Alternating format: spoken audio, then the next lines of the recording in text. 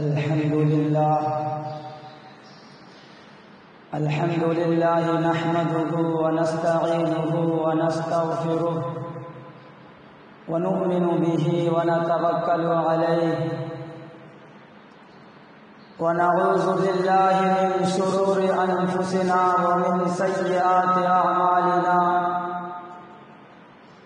من يهده الله فلا مضل له ومن يضلله فلا هادي له ونشهد أن لا إله إلا الله وحده لا شريك له ونشهد أن سيدنا ومولانا محمدا عبده ورسوله ولا نظير له ولا وزير له ولا مشير له ولا معين له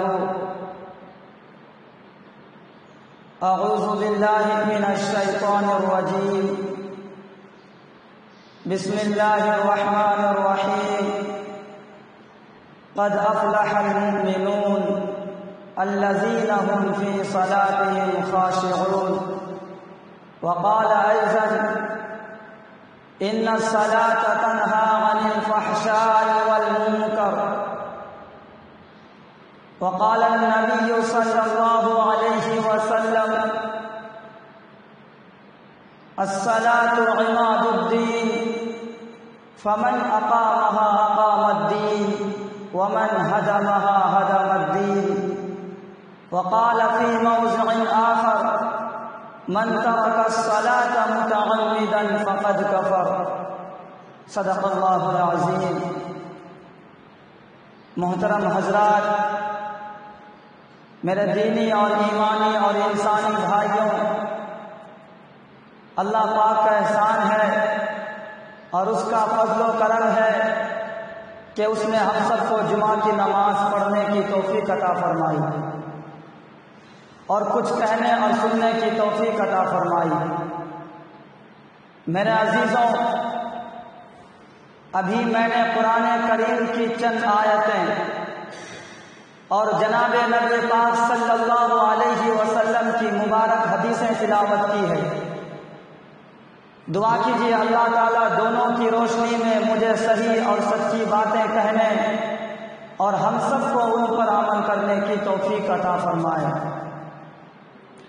عزیز دوستوں، یہ قرآن کی آیتیں جو میں نے پڑھی ہیں، یہ مبارک حدیثیں جو تلاوت کی گئی ہے، ان تمام نصوص میں مذہب اسلام کی سب سے اہم عبادت نماز کا تذکرہ کیا گیا ہے. اس پر مرتب ہونے والے فوائد اور ثمرات کی نشاندہی کی گئی ہے. ان فرمودات و ارشادات میں دین کے سب سے بڑے فریضے یعنی نماز کی اہمیت اور اس کی افادیت پر روشنی ڈالی گئی ہے. نماز نہ پڑھنے والوں کے لیے عذاب کا وارنٹ جاری کیا گیا ہے. نماز سے لاپرواہی اور غفلت برتنے والوں کو سختی اور سزا سے ڈرایا گیا ہے اور یہ بتایا گیا ہے، اے لوگوں، اے انسانوں، محشر کا دن بڑا سخت اور جان لیوا ہوگا. محشر کی گھڑی انتہائی دشوار گزار اور جاں غسل ہوگی اور اس دن سب سے پہلے نماز کے متعلق پوچھا جائے گا اور تمام چیزوں سے پہلے نماز کا حساب و کتاب ہوگا. اگر ہم غور کریں تو معلوم ہوگا کہ ان ارشادات عالیہ میں ہمیں یہ آواز لگائی گئی ہے، ہمارے سینوں پر دستک دی گئی ہے اور یہ مطالبہ کیا گیا ہے کہ ہم اور آپ بیدار ہو جائیں، اپنے مقصد تخلیق کو سمجھیں اور غور کریں کہ اس دنیا میں ہمیں کس لیے بھیجا گیا ہے، کس مقصد کے تحت ہم پیدا کیے گئے ہیں، ہمارے کیا کیا فرائض ہیں اور ہم پر کون کون سی عبادتیں واجب اور لازم ہے، ہمارا شعار اور ہماری علامت کیا ہے، ہمیں کرنا کیا چاہیے اور ہم کر کیا رہے ہیں. میرے دوستوں، جس طرح ہر قوم کی ایک علامت ہوتی ہے، ہر جماعت کی ایک پہچان ہوتی ہے، ہر مذہب کا ایک خاص شعار ہوتا ہے، ہر دین کا الگ ایک لیبل ہوا کرتا ہے، ہر دیندار اور مذہب پسند اپنی مذہبی علامت اور دینی شعار سے جانا جاتا ہے، ٹھیک اسی طرح مسلمانوں کی بھی ایک علامت ہے۔ اہل اسلام کا بھی ایک الگ قدر امتیاز ہے، دین محمدی کی بھی ایک منفرد پہچان ہے، مذہب اسلام کا بھی ایک خاص شعار ہے۔ اللہ کے رسول صلی اللہ علیہ وسلم ارشاد فرماتے ہیں، لِكُلِّ شَيْءٍ عَلَمٌ وَعَلَمُ الْإِيمَانِ الصَّلَاةُ، ہر چیز کی ایک علامت اور نشانی ہوا کرتی ہے۔ دین کی علامت نماز ہے، اہل ایمان کی شناخت نماز سے ہوتی ہے۔ آئیے ہم پہلے نماز کی اہمیت کو سمجھیں، نماز کی افادیت پر توجہ دیں، نماز کی قدر و منزلت کا اندازہ لگائیں۔ میرے عزیزوں، نماز کی فضیلت اور اس کی رفعت شان کو سمجھنے کے لیے صرف اتنا ہی کافی ہے کہ نماز کے علاوہ جتنی بھی عبادتیں مسلمانوں پر فرض ہوئی، جن احکامات شرعیہ کو لازم کیا گیا اور ان کی ادائیگی کا مکلف بنایا گیا، وہ تمام احکام اسی دنیا میں نازل کیے گئے اور جبرائیل امین کے واسطے سے فرض کیے گئے۔ روزے کا حکم دنیا میں نازل ہوا، حج کی فرضیت کا حکم دنیا میں نازل ہوا، وجوب زکوٰۃ کا حکم دنیا میں نازل ہوا، لیکن قربان جائیے نماز کی برتری اور اس کی عظمت پر سوچئے اور اندازہ لگائیے کہ نماز کتنی اہم عبادت ہے۔ اللہ تعالیٰ نے حضور صلی اللہ علیہ وسلم کو دربار شاہی میں بلا کر بغیر کسی واسطے کے اس اہم ترین عبادت کا حکم دیا۔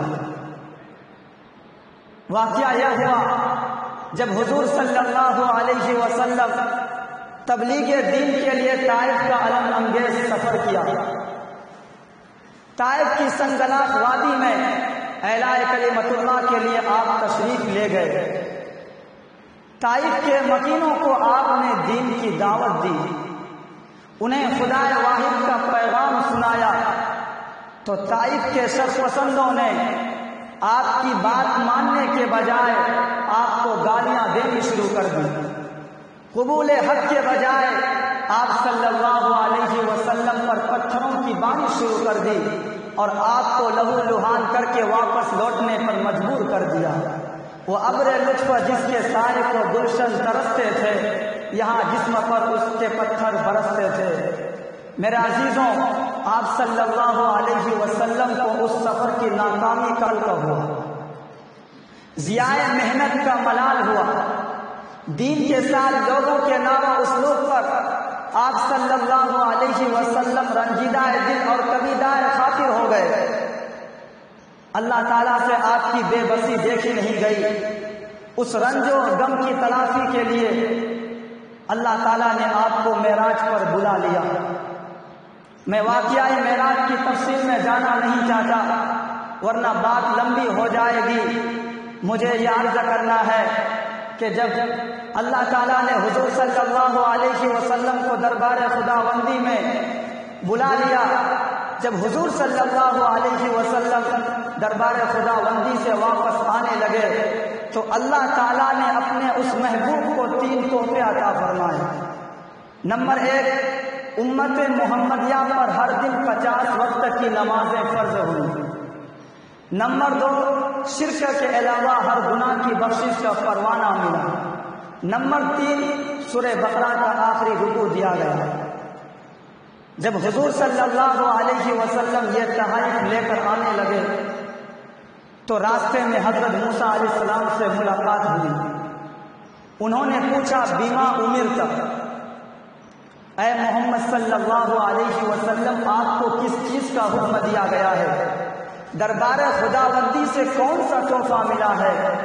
تو حضور صلی اللہ علیہ وسلم نے جواب دیا، 50 صلاۃ، یعنی اللہ تعالیٰ نے میری امت پر ہر دن 50 وقت کی نمازیں فرض کی ہے۔ تو حضرت موسیٰ علیہ السلام نے فرمایا ان امتک لا تستطیع 50 صلاۃ، اے اللہ کے نبی آپ کی امت سے روزانہ 50 نمازوں کی ادائیگی نہیں ہو سکے گی، کیونکہ وَإِنِّي وَاللَّهِ جَرَّبْتُ النَّاسَ قَبْلَكَ وَعَالَجْتُ بَنِي إِسْرَائِيلَ أَشَدَّ الْمُعَالَجَةِ، یعنی آج سے پہلے میں لوگوں کا تجربہ کر چکا ہوں اور بنی اسرائیل کو اچھی طرح آزما چکا ہوں۔ فَارْجِعْ إِلَىٰ رَبِّكَ فَاسْأَلْهُ التَّخْفِيفَ لِأُمَّتِكَ، اے اللہ کے نبی آپ دربار خداوندی میں دوبارہ جائیے اور نمازوں کی تخفیف کی درخواست کیجیے۔ چنانچہ حضرت موسیٰ علیہ السلام کے کہنے پر حضور صلی اللہ علیہ وسلم دربار خداوندی میں دوبارہ تشریف لے گئے اور نمازوں کی تخفیف کی درخواست کی، تو چنانچہ 10 وقت کی نمازیں کم ہو گئی۔ آپ صلی اللہ علیہ وسلم واپس آنے لگے، پھر راستے میں حضرت موسیٰ علیہ السلام سے ملاقات ہوئی۔ انہوں نے پوچھا، پھر آپ صلی اللہ علیہ وسلم کو بھیجا۔ کئی بار یہ سلسلہ چلتا رہا، یہاں تک کہ صرف 5 وقت کی نمازیں رہ گئی۔ حضرت موسیٰ علیہ السلام نے اس بار بھی حضور صلی اللہ علیہ وسلم کو واپس بھیجنا چاہا، مگر حضور صلی اللہ علیہ وسلم نے یہ کہہ کر معذرت پیش کر دی، سألت ربی حتی استحییت، میں کئی مرتبہ اللہ سے تخفیف کی درخواست کر چکا ہوں، اب میری ہمت نہیں ہو رہی ہے، اب تخفیف کراتے ہوئے شرم محسوس ہو رہی ہے۔ میرے عزیزوں، حضور صلی اللہ علیہ وسلم یہی 5 وقت کی نمازیں لے کر دنیا میں تشریف لے آئے، لیکن دوستوں ذرا غور تو کرو، اللہ کا فضل و کرم تو دیکھو، یہ نمازیں عدد میں 5 ہیں، مگر ان کا ثواب 50 نمازوں کے برابر قرار دیا ہے۔ اگر ہم ایک نماز پڑھیں گے پھر 10 وقت کی نمازوں کا ثواب ملے گا، 5 وقت کی نماز پڑھیں گے تو 50 نمازوں کا ثواب ملے گا۔ یہ وہ تحفہ ہے جو آپ صلی اللہ علیہ وسلم کو مالک کائنات کی طرف سے دیا گیا ہے، یہ وہ عطیہ ہے جو ایک حبیب نے اپنے محبوب کو دیا ہے، یہ وہ ہدیہ ہے جو اللہ نے اپنے سب سے چہتے پیغمبر کو دیا ہے، یہ وہ گفٹ ہے جو آقا نے اپنے ہر دل عزیز بندے کو دیا ہے۔ آج ہم بھی آپس میں گفٹ وغیرہ کا لین دین کرتے ہیں، ہم بھی ایک دوسرے کو تحائف دیتے ہیں، کتنے شوق سے اسے رکھتے ہیں، یادیں دل بھر میں بار بار دیتے ہیں اور دیکھ کر دینے والے کی یاد تازہ کرتے ہیں۔ لیکن اے مسلمانوں، اے نوجوانوں، آج ہم رسول پاک صلی اللہ علیہ وسلم کی الفت کا دم بھرتے ہیں، آقا سے محبت کا نعرہ لگاتے ہیں، حضور کی محبت میں نعت پڑھتے ہیں، لیکن سینے پر ہاتھ رکھ کر انصاف کی زبان سے بتائیے آقا کی اس امانت کی ہم کتنی قدر کرتے ہیں، اللہ کے رسول کی دیے گئے تحفے کا کتنا لحاظ کرتے ہیں۔ میرے نوجوانوں، جب کل قیامت کے دن حضور صلی اللہ علیہ وسلم سے ملاقات ہوگی، آقا کا سامنا ہوگا، تو حضور صلی اللہ علیہ وسلم نماز کے متعلق ہم سے پوچھیں گے تو ہم کیا جواب دیں گے؟ بازاروں کو تو ہم نے آباد کر دیا، دنیا کی محفلوں کو زینت بخش دی، سنیما گھروں کی رونق بن گئے، جوئے اور شراب کے قلب ہم سے آباد ہو گئے، لیکن اے مسلمانوں، اے نوجوانوں، ہماری مسجدیں ویران ہو گئی، خانقاہوں کو بھول گئے، اصلاحی مجلسوں سے ناطہ توڑ لیا، بزرگوں کی محفلوں سے اپنا رشتہ منقطع کر لیا، اور نماز جیسے اہم فریضے کو ہم نے پسے پشت ڈال دیا۔ حضور صلی اللہ علیہ وسلم ارشاد فرماتے ہیں، قرۃ عینی فی الصلاۃ، نماز میری آنکھوں کی ٹھنڈک ہے۔ اقبال رحمۃ اللہ علیہ کی زبان میں یوں کہیے کہ مسجد مرثیہ خواہ ہے کہ نمازی نہ رہے، مسجد مرثیہ خواہ ہے کہ نمازی نہ رہے، یعنی وصاحب اوصاف حجازی نہ رہے۔ حالانکہ قرآن کریم ہمیں بار بار بیدار کر رہا ہے، ہماری غفلت و لاپرواہی پر ماتم کرتے ہوئے ہمیں یہ احساس دلا رہا ہے، اے لوگوں نماز کی اہمیت کو سمجھو، نماز کی افادیت پر توجہ دو، ہر حال میں اسے ادا کرو کہ اس میں بڑے فائدے ہیں۔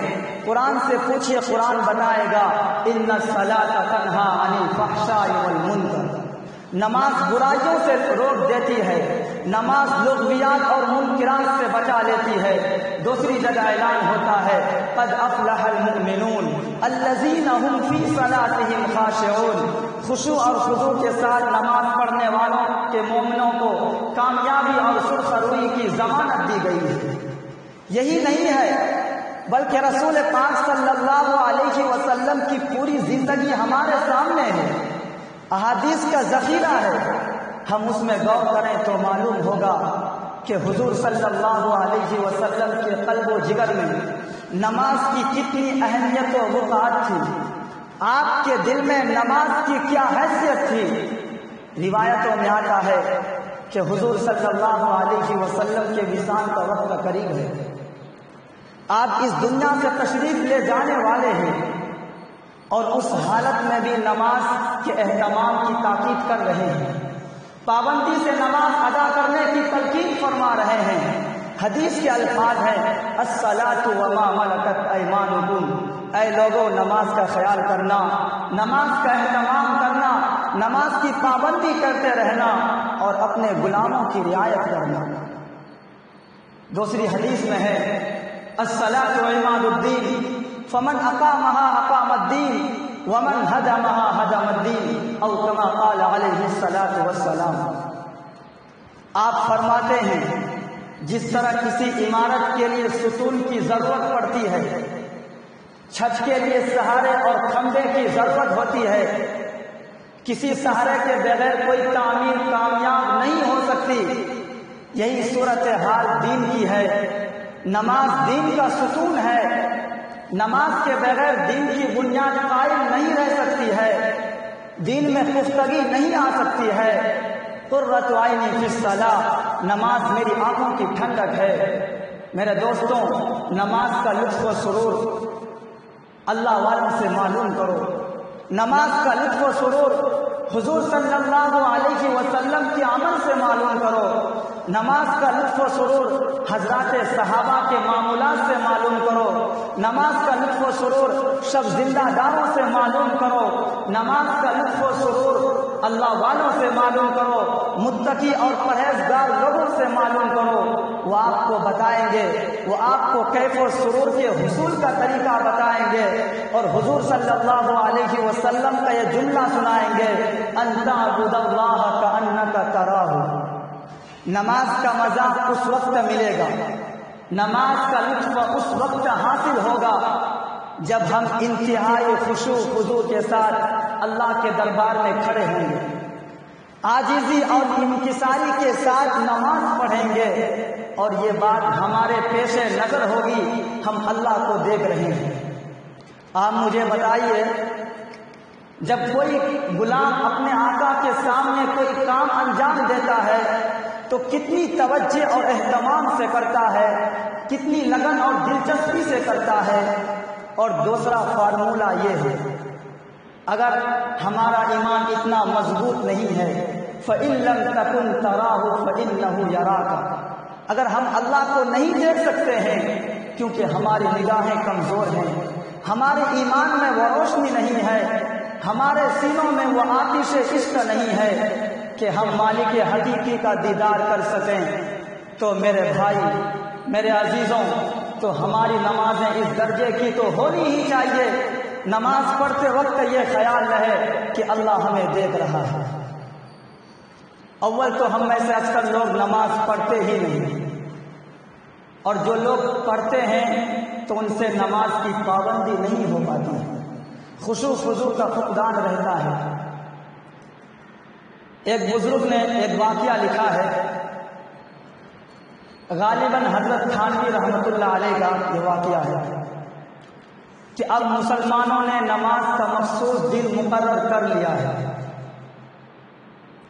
خاص مناسبت سے وہ نماز میں نظر آتے ہیں۔ اب مسلمان 3 طرح کی نماز پڑھتے ہیں.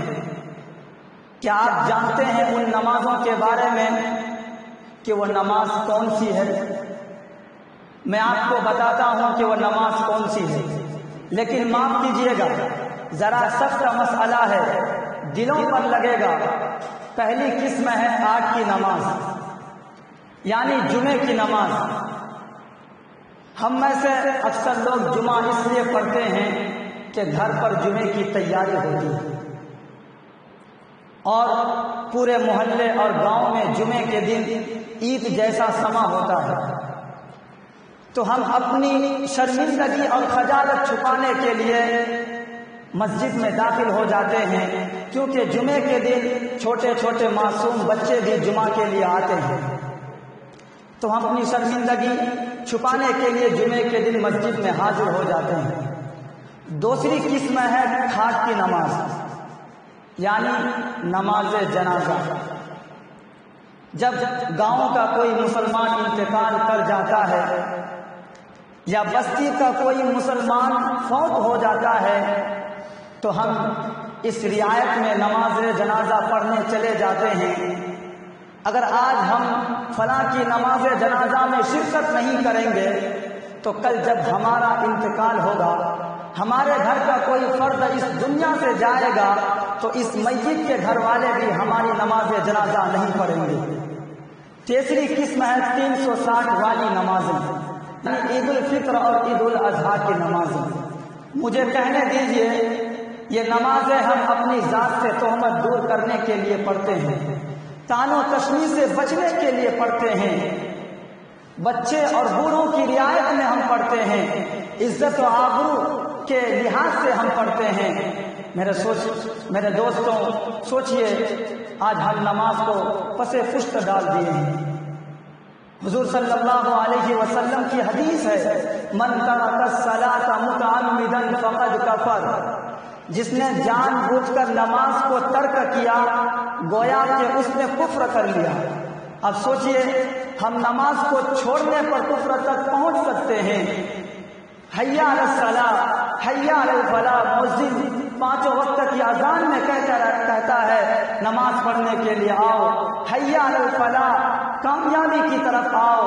مگر ہم کاروبار میں مشغول رہتے ہیں، کھیتی میں لگے رہتے ہیں، اپنا وقت یوں ہی ضائع کرتے ہیں. میرے دوستوں اذان کی آواز سننے والا جنتی ہے، اذان کی آواز سن کر نماز پڑھنے والا جنتی ہے، اور نماز چھوڑنے والا جہنمی ہے. قرآن میں ہے ما سلککم فی سفر قالوا لم نک من المصلین ولم نک نطعم المسکین. جب قیامت کے دن جہنمیوں کو دوزخ میں داخل کیا جائے گا تو کچھ لوگ دیکھ کر کہیں گے کس چیز کی وجہ سے تمہیں جہنم میں داخل کیا جا رہا ہے؟ تو وہ جواب دیں گے قالوا لم نک من المصلین، ہم نماز نہیں پڑھا کرتے تھے، ولم نک نطعم المسکین، اور مسکینوں کو کھانا نہیں کھلاتے تھے، وکنا نخوض مع الخائضین، اور مشغلہ میں رہنے والوں کے ساتھ مشغلہ میں رہا کرتے تھے. میرے دوستوں نماز کسی بھی حالت میں معاف نہیں ہے. یا ایھا الانسان ما غرک بربک الکریم، اے انسان کس چیز نے تجھے اپنے رب کے بارے میں دھوکے میں ڈال دیا ہے؟ الذی خلقک فسواک فعدلک، جس نے تجھے پیدا کیا اور تیری صورت کو ٹھیک ٹھاک بنایا. فی ای صورت ما شاء رکبک، جس صورت میں چاہا تجھے ڈھال دیا. خلق الانسان من علق، اے انسان اپنی اوقات بھول گئے ہو، تمہیں خون کے لوتھڑے سے پیدا کیا گیا ہے. انسان آج ہم اپنی غفلت کی زندگی گزار رہے ہیں. میرے دوستوں نماز کسی بھی حالت میں معاف نہیں ہے.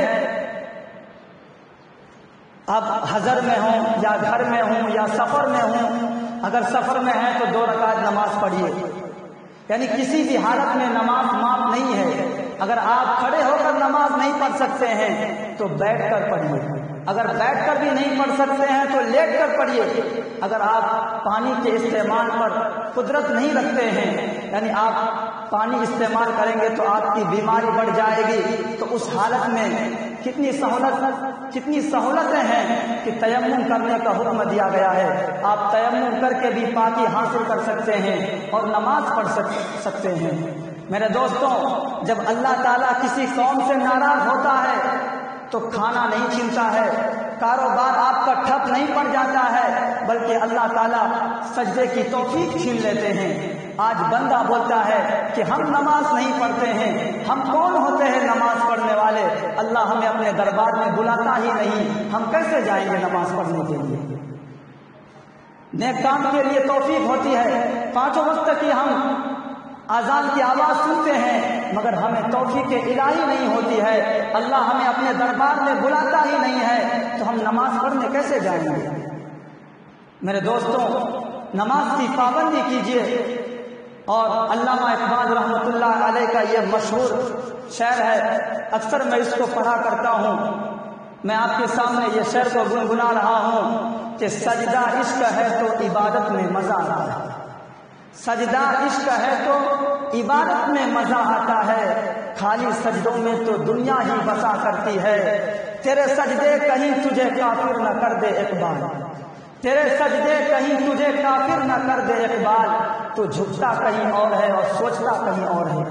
آج ہماری نماز ویسی ہی ہے، ہم نماز یہاں پڑھتے ہیں تو ہمارا دھیان کاروبار میں لگا رہتا ہے۔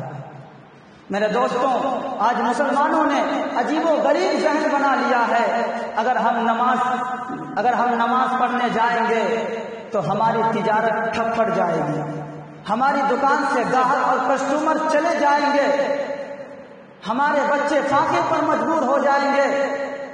اگر ہم کھیتی کا کام چھوڑ کر نماز پڑھنے چلے جائیں گے تو ہماری کھیتی خراب ہو جائے گی، ہمیں دنیا والوں کے سامنے ہاتھ پھیلانا پڑے گا۔ جتنا وقت ہم نماز میں صرف کریں گے اتنے وقت میں ہم تجارت کو فروغ مل جائے گا، دنیاوی آمدنی حاصل ہو جائے گی۔ میرے دوستوں، آپ مجھے بتائیے، نفع نماز پڑھنے میں ہے یا چھوڑنے میں ہے؟ تجارت نماز پڑھنے سے چلے گی یا نہ پڑھنے سے؟ دکان چمکے گی نماز پڑھنے سے یا نہ پڑھنے سے؟ دنیاوی آمدنی نماز پڑھنے سے حاصل ہوگی یا نہ پڑھنے سے؟ میرے دوستوں، نماز کی پابندی کیجیے، نماز کسی حال میں بھی معاف نہیں ہے۔ اور اب دیکھیے، یہ کورونا وائرس کی وجہ سے اگر آج ہم اپنی دکان کو 5 منٹ کے لیے بند نہیں کریں گے، پھر اللہ کا عذاب ایسا آئے گا کہ ہمارا کاروبار ٹھپ پڑ جائے گا۔ اب دیکھیے 2-2.5 مہینے 4-5 مہینے کے اندر میں اکثر مسلمانوں کا حالات خراب ہے، کیونکہ ہم نے اللہ کو ناراض کر دیا ہے۔ آج اللہ ہم سے خوش نہیں ہے، ایسے عذاب، ایک چھوٹا سا وائرس پوری دنیا کو تباہ و برباد کر دیا۔ جب بھی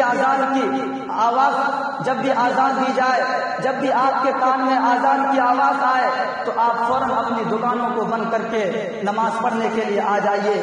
جب آپ نماز پڑھیں گے آپ کے کاروبار میں ترقی ہوگا۔